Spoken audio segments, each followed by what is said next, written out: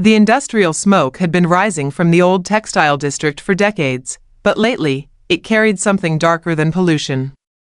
In the heart of Detroit's abandoned manufacturing quarter, corruption had taken root like rust on steel. The city's housing authority had become a weapon, wielding demolition orders and false code violations to drive working families from their homes. They moved methodically through the immigrant neighborhoods, targeting the vulnerable with surgical precision, but on this October night in 2019, they chose the wrong apartment. Maria Elena Vasquez stood at her kitchen window, watching the unmarked van that had been circling the block for the third time this week. As a former Army combat engineer who'd served 2 tours in Afghanistan, she recognized surveillance when she saw it. The van's occupants thought they were being subtle, but their patterns were sloppy, amateur. Her neighbors in the Riverside apartments had been disappearing one by one over the past 6 months. Families who'd lived here for generations suddenly found themselves facing eviction notices for mysterious safety violations or unpaid utilities that didn't exist. Mrs. Rodriguez from 4B had shown Maria the demolition order she'd received, claiming her apartment was structurally unsound despite being renovated just 2 years prior. Maria had learned patience in the desert heat of Kandahar, where rushing meant death. But tonight felt different. The autumn air crackled with tension as storm clouds gathered overhead, and the van's headlights lingered too long on her second-floor windows before moving on. At 11:47 p.m., her instincts proved correct. The front door exploded inward with a deafening crash, splinters of wood flying across her modest living room.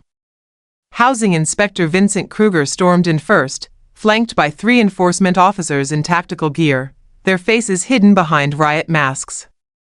Kruger carried himself with the swagger of a man who'd never been challenged, swinging his crowbar carelessly as he knocked over Maria's furniture. City Housing Authority. Nobody move. Kruger bellowed, his voice echoing off the apartment walls as he deliberately smashed Maria's ceramic pottery from her grandmother's collection. What's the violation? Maria demanded, rising slowly from her couch with her hands visible, her military training keeping her movements controlled and non-threatening. Illegal occupancy, fire code violations, structural damage, Kruger rattled off, clearly reading from a mental script. We're here to condemn this unit and remove all occupants. He punctuated his words by sweeping family photographs off her mantel, glass frames shattering against the hardwood floor. Those are fabricated charges, Maria stated firmly, her voice steady despite the rage building in her chest. I know exactly what you're doing here. Kruger's eyes flashed behind his protective gear, his posture becoming more aggressive. You think you're untouchable because you speak English? Let me explain how this works, sweetheart. By morning, you'll have nothing left. Maybe then you'll understand, people like you don't belong in the new Detroit. Maria clenched her fists, fighting every instinct that screamed at her to strike back.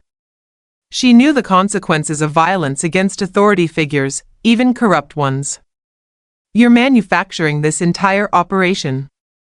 I have documentation proving this building passed inspection last month. Documentation can disappear, Kruger sneered, deliberately kicking over a framed photo from her army unit, the glass cracking across the faces of fallen comrades. Who do you think they'll believe? A decorated city official or some foreign troublemaker who doesn't pay her taxes? His radio crackled to life. Control, we've got resistance at Riverside 2B. Subject is non-compliant. Requesting immediate backup. The enforcement officers spread out tactically around Maria, clearly trained but completely unaware of her true capabilities. She'd spent 18 months defusing IEDs and coordinating construction projects under enemy fire. These bureaucrats with their intimidation tactics were nothing compared to what she'd faced overseas. Last warning, Maria said quietly, shifting into a defensive stance. Walk away right now. But Kruger's ego wouldn't allow retreat. Enraged and desperate to maintain control, he lunged forward with his crowbar raised high. Maria moved like water around stone. Years of combat training had taught her to use an opponent's aggression against them. She sidestepped Kruger's clumsy swing, grabbed his wrist, and applied pressure to a nerve cluster that sent the crowbar clattering to the floor. Before he could recover, she'd swept his legs and sent him crashing into the overturned coffee table. The other officers hesitated for a crucial second, unsure how their easy intimidation had turned into a real fight. Maria used their confusion, moving fluidly between them, applying joint locks and pressure points that left them gasping and disarmed without permanent injury. "Enough," she commanded, standing over the groaning men. "You want to play soldier? I actually was one." Outside, sirens began wailing, more enforcement officers responding to Kruger's distress call. Maria knew she had minutes before the building was surrounded. She bought herself time, but escape was now her priority.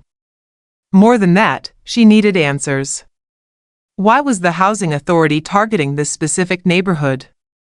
Who was giving the orders? She moved quickly to her bedroom, grabbing a go-bag she'd kept packed since returning from deployment, old habits from a soldier who'd learned never to be caught unprepared. Through her back window, she could see enforcement vehicles converging on the building's main entrance, but Maria had spent weeks studying the building's layout, just as she'd once mapped Taliban supply routes.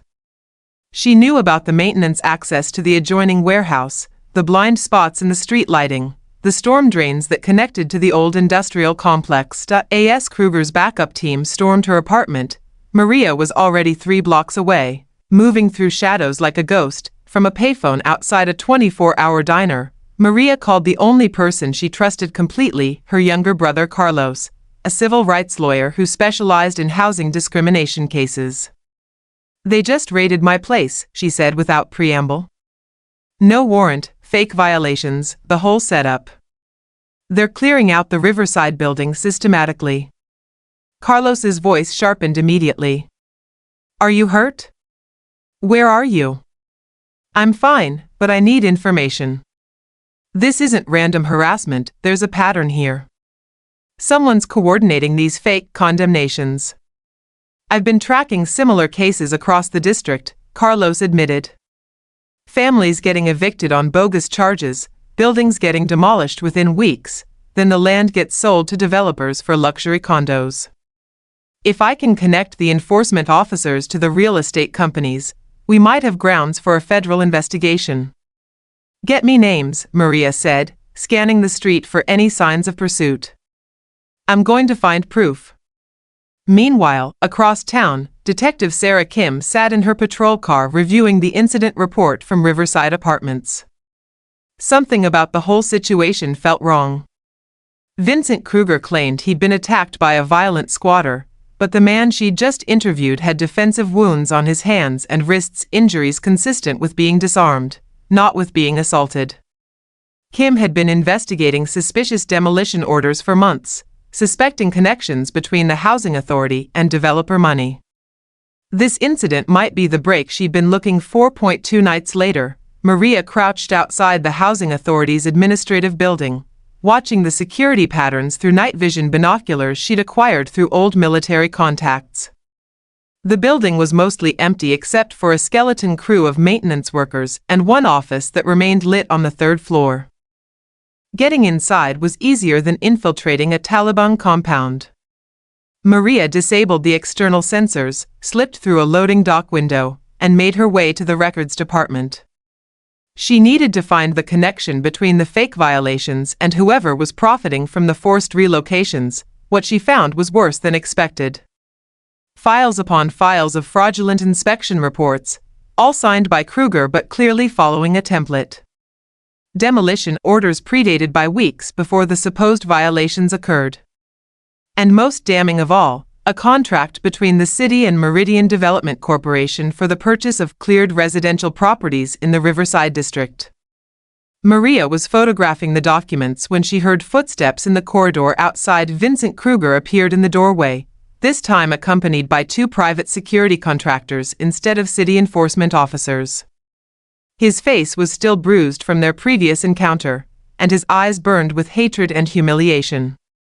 "I knew you'd show up here eventually, Vasquez," he snarled. "Criminals always return to the scene of their crimes." "The only criminal here is you, Kruger," Maria replied, holding up the photographed contracts.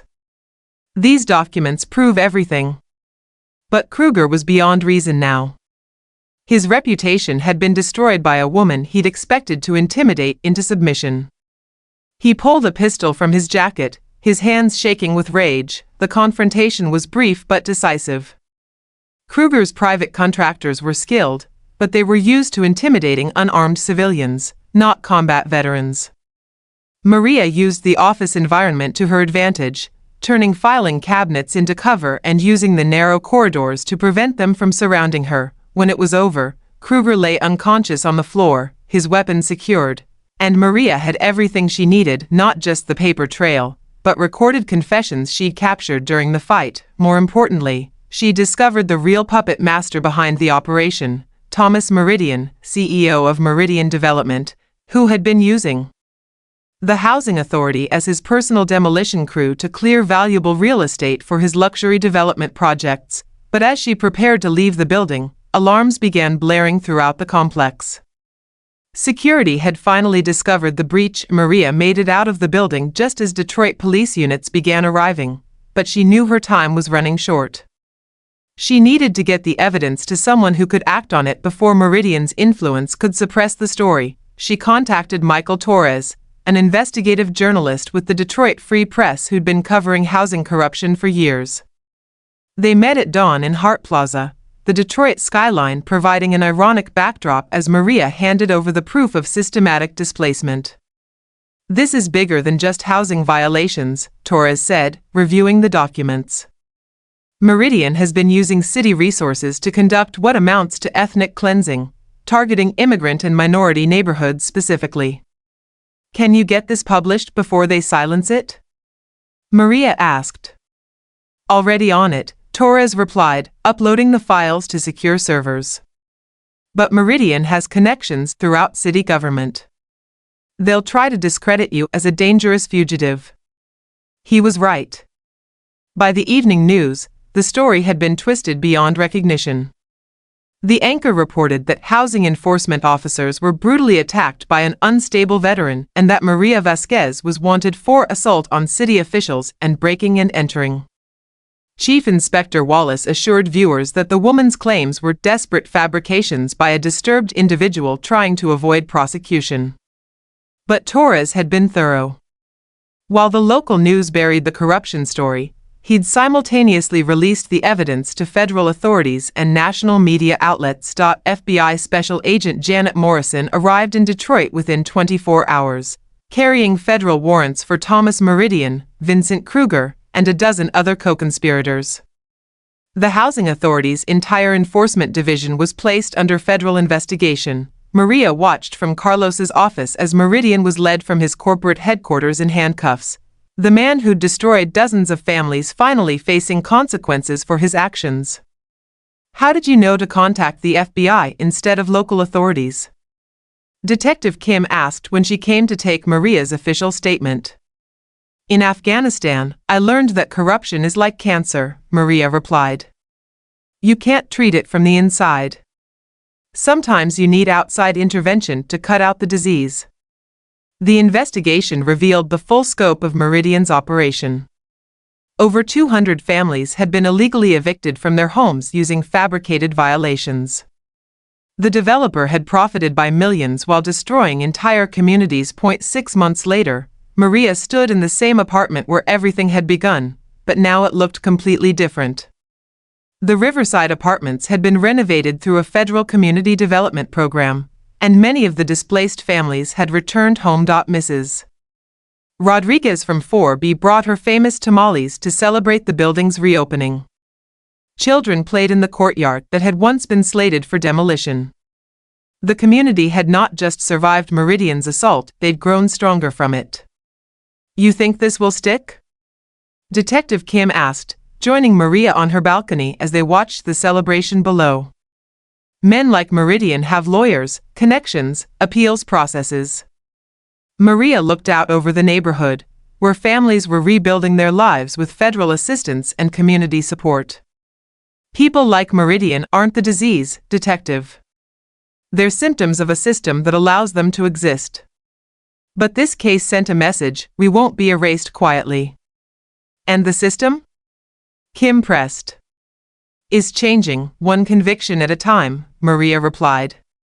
Because now people know that fighting back is possible. That justice isn't just for those who can afford it. As the sun set over Detroit, casting long shadows across the industrial district, Maria reflected on the journey that had brought them here. The corrupt network had been dismantled, the displaced families were home, and a precedent had been set for federal intervention in local corruption cases, but more than that, the community had learned something invaluable, that they didn't have to stand alone against injustice. They had each other, and sometimes that was enough to move mountains. Carlos joined his sister on the balcony, raising a coffee mug in a mock toast. So what's next for the neighborhood hero?